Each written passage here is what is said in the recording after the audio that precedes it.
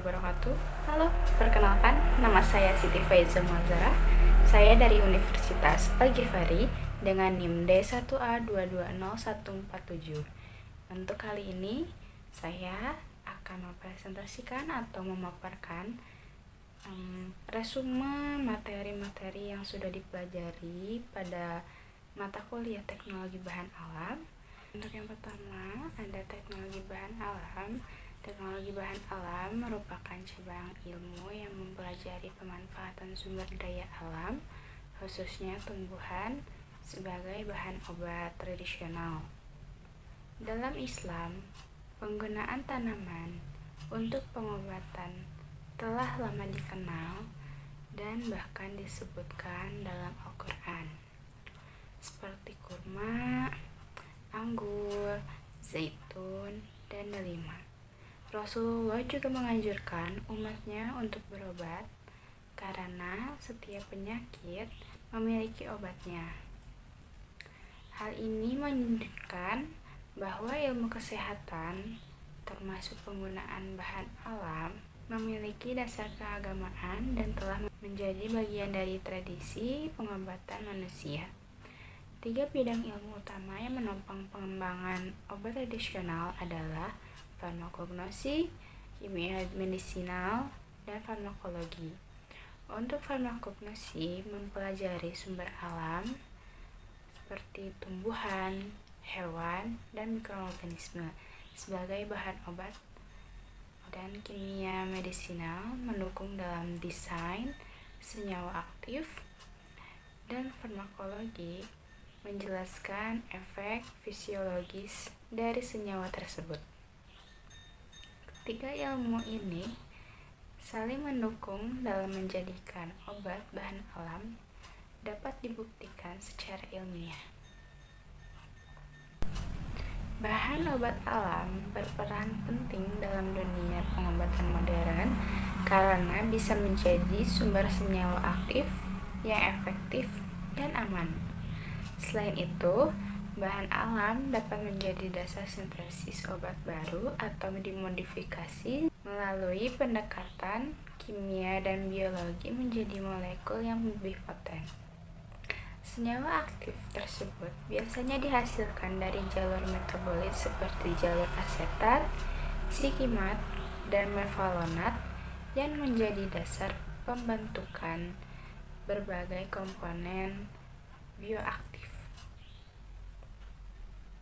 Perkembangan obat tradisional di Indonesia meningkat pesat, terlihat dari peningkatnya penggunaan dan pemasaran produk herbal.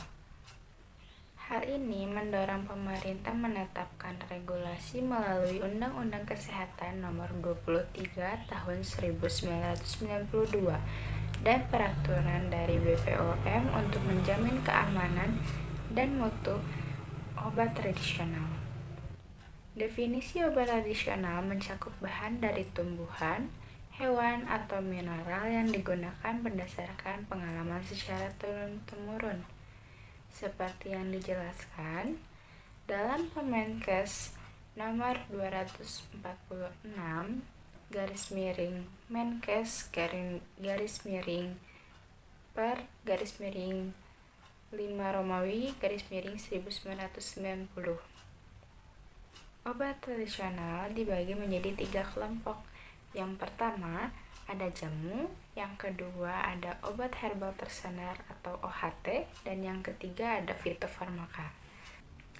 Masing-masing memiliki kriteria uji ilmiah yang berbeda.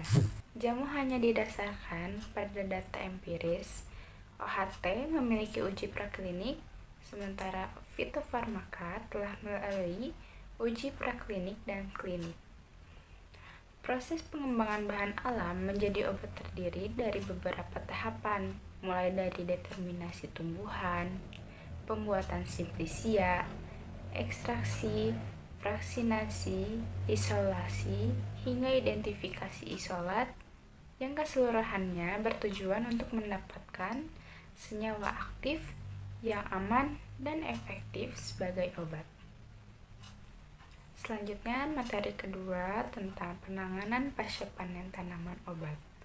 Penanganan pasca panen adalah rangkaian kegiatan penting setelah proses panen tanaman obat yang bertujuan untuk menjaga kualitas bahan agar tetap stabil dan layak diolah lebih lanjut menjadi simplisia. Proses ini penting dalam rangka menjamin mutu, keamanan, dan efektivitas produk herbal.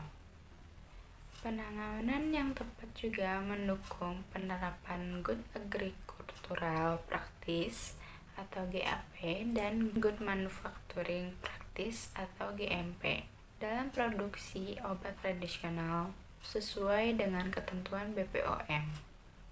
Tahap pasca panen mencakup 8 proses utama.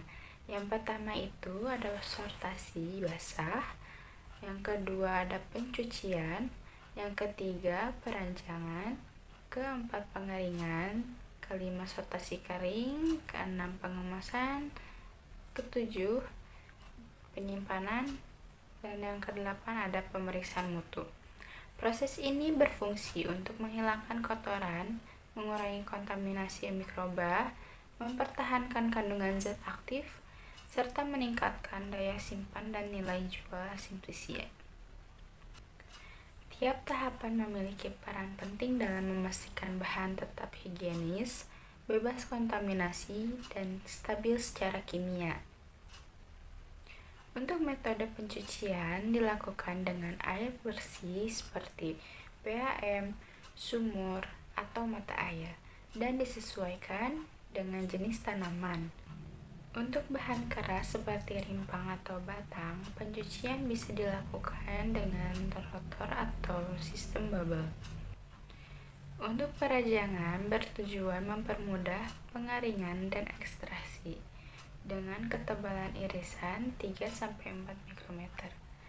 Rajangan yang terlalu tebal menyebabkan bahan mudah busuk, sedangkan yang terlalu tipis dapat menyebabkan kehilangan senyawa aktif. Pengaringan bertujuan menurunkan kadar air hingga di bawah 10% untuk mencegah pertumbuhan mikroorganisme. Metode pengaringan bisa menggunakan sinar matahari, oven, atau metode hybrid, atau bisa disebut gabungan panas dan aliran udara. Penyimpanan simplisia harus memenuhi standar kebersihan, kelembapan ideal, tidak terkena cahaya langsung, dan disusun sesuai sistem FIFO atau first in first out untuk mencegah penumpukan bahan yang lama. Pemeriksaan mutu dilakukan pada beberapa titik. Yang pertama, saat bahan diterima, lalu yang kedua setelah proses penyimpanan, dan yang ketiga sebelum diproses lebih lanjut. Pemeriksaan ini bertujuan untuk memastikan kandungan zat aktif, kebersihan bahan, serta keamanan penggunaan. Seluruh tahapan pasca panen merupakan mata rantai penting dalam menghasilkan produk obat herbal yang berkualitas, aman, dan sesuai standar nasional maupun internasional seperti FI atau Farmakope Indonesia dan WHO. Materi yang selanjutnya ada standarisasi dan ketentuan simplisia. Standarisasi simplisia merupakan proses penting untuk menjamin mutu, keamanan, dan efektivitas bahan baku obat tradisional yang berasal dari tanaman obat. Menurut Depkes RI, standarisasi bertujuan agar produk akhir seperti obat atau ekstrak memiliki nilai parameter yang konstan dan telah ditetapkan sebelumnya. Dalam perspektif Islam, standar juga tercermin dari nilai ketepatan dan keseimbangan sebagaimana disebut dalam Al-Quran, Quran Surah Al-Muzammil ayat 20, yang menekankan pentingnya keteraturan dalam setiap tindakan manusia, termasuk dalam hal pengolahan obat. Standarisasi mencakup dua jenis utama, yaitu standarisasi simplisia dan ekstrak. Standarisasi simplisia memastikan bahwa bahan tidak mengandung cemaran seperti pestisida, logam berat, atau senyawa toksik, sementara standarisasi ekstrak bertujuan menjaga konsisten kandungan senyawa aktif dari satu batch ke batch yang lainnya. Untuk itu, digunakan dua parameter penting, yaitu parameter mutu spesifik dan parameter non-spesifik. Untuk ketentuan umum standarisasi di Indonesia diatur dalam Sistem Standarisasi Nasional oleh BSN atau Badan Standarisasi Nasional, melibatkan proses perumusan, penetapan, penerapan, dan revisi standar. Standar ditetapkan berdasarkan konsensus semua pihak terkait, termasuk produsen, distributor, pemerintah, dan konsumen. Dalam konteks obat tradisional, BPOM dan Kementerian Kesehatan bertindak sebagai lembaga teknis yang bertanggung jawab dalam pengawasan, evaluasi mutu, dan penerapan standar agar produk herbal memenuhi persyaratan mutu nasional dan dapat bersaing. Agar produk herbal memenuhi persyaratan mutu nasional dan dapat bersaing di pasar global. Untuk materi selanjutnya ada parameter mutu simplisia. Materi ini menjelaskan dua kelompok utama parameter mutu dalam pengendalian kualitas simplisia. Yang pertama itu parameter spesifik dan non-spesifik. Pada parameter spesifik meliputi identitas organoleptik, senyawa terlarut dalam pelarut tertentu, uji kandungan kimia ekstrak, kadar total golongan kandungan kimia, serta kandungan kimia tertentu dalam bahan.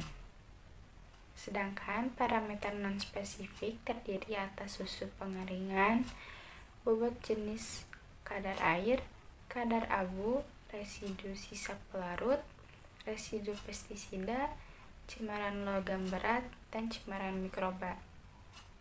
Prosedur penetapan susu pengeringan dilakukan dengan menimbang 5 gram simplisia, kemudian dipanaskan di oven pada suhu 100-105 derajat Celcius sampai bobotnya tetap, untuk mengetahui kadar air yang hilang. Penentuan bobot jenis menggunakan piknometer pada suhu tertentu untuk menilai kemurnian ekstrak cair. Sedangkan kadar air dapat diukur dengan metode gravimetri atau susu pengeringan, destilasi, atau metode Carl Fisher yang lebih presisi.